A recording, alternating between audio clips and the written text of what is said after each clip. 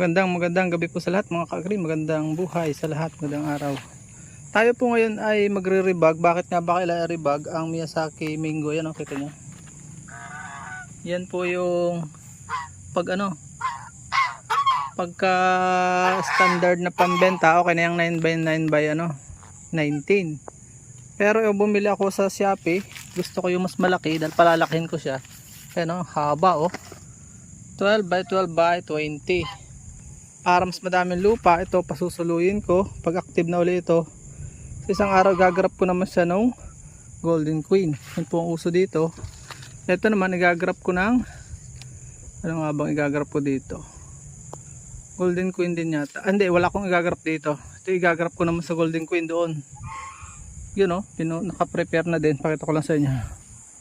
So yun o, naka-prepare na. Pag nalaglag na yung mga tangkay ng dahon na yan, igagarap ko na para hindi masaktan. Kita nyo, ito okay lang ito eh, malakta ito. Ito sa mas maliit oh, parang 9x9 ano yata ito, kaya pa naman niya. So kapalitan ko na, at ito naman palalaguin ko lang ito. Dito kukuha ng mga sayon doon sa isang yun pala, at ito igagrap ko ng kung ano-anong variety, and then ito pabubungahin ko para makita ko na agad kung totoong Miyazaki Mingo nga ito. So huwag na natin patagalin, madali lang naman po ito, gugupitin lang. Nakaready na yung aking mga media. Ito ay pinaghalong vermicast at lupa mambay banlik. Ito purong banlik sa ilalim, sa gilid ay ito, dahil ito pag pinuro mo mainit, itong may halong ipa. So yun po ang aking gagawin. Tara na, let's go. So ito na yung aking plastic, i-open lang natin. Aking haba, ganda. Pero pagka yan, mga 18 lang yan. Yan o, diba? Mas mahaba pa rin. Pagka lumaki na, saka ko siya nakahanan ko na ng stick. Saka ko siya at naigrap ko na yung mga sanga niya. Saka ko lilipat sa lupa. Yan daw. Laki. So lalagyan ko muna ito ng lupa. Lagyan muna natin ng lupa. Ito kakukuha ko lang, wala na po akong time mga kagri, kaya kahit gabi hataw tayo. Ayan, wala nang, at may palong maliit, hindi na rin kayanin. So mga kagayang kakapal, para hindi agad sumagad sa lupa. Yun, naalala natin yung mga sulukan.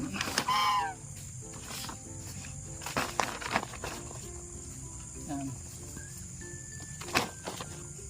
Madali lang po ito.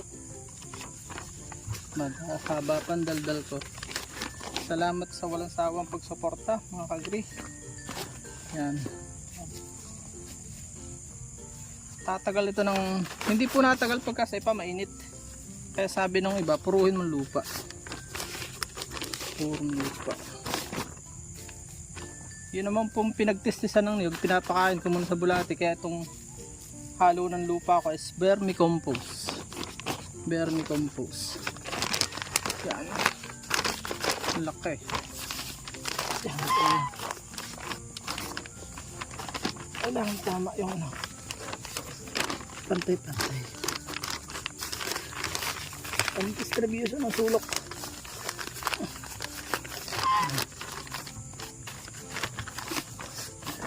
Pantay para siya malapad. Ayan.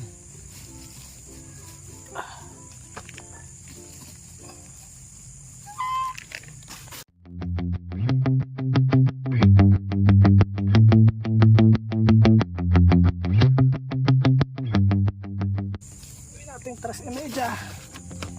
Itong gitna na itatas natin. Then pwede na siyang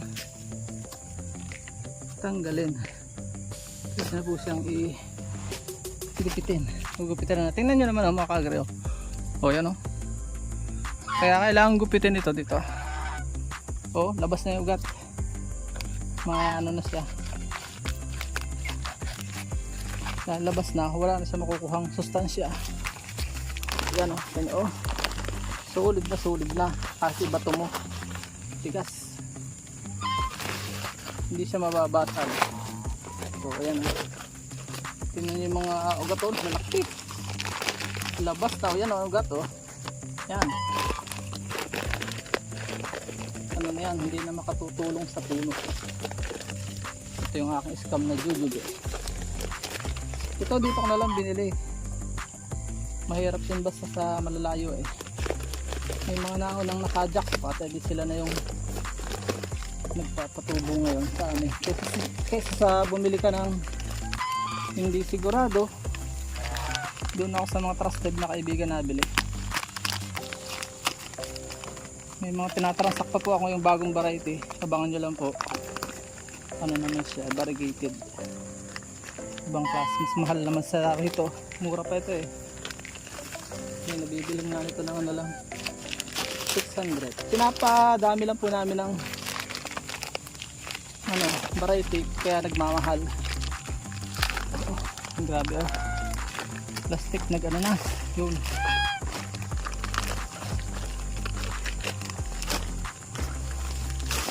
Yan. Okay. Pag itinatanong yan, binubulwang yan. So, tatasin natin. Ay, grabe na. Ganyan po yan. Oh, ayan o. Tuwan-tuwa ito. Nakahinga siya sa wakas. Ayan. Tapos, iba't ibang lupa naman lalagay natin. May ipa, may ano sa mga gilid. Kailangan po yung sa gitna. Yan.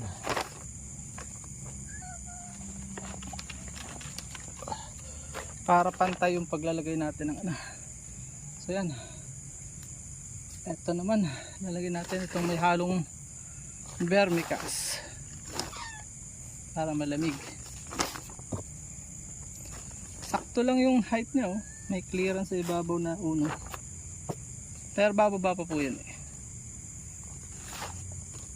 Lagyan natin ang mga gilid. Halos isang sako ang ano eh. Naubos. Wala din sako.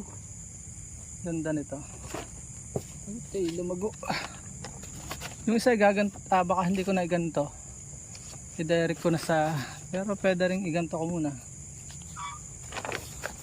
Para napabunga ko. Gusto ko kasi mapabunga na po mga kagre eh.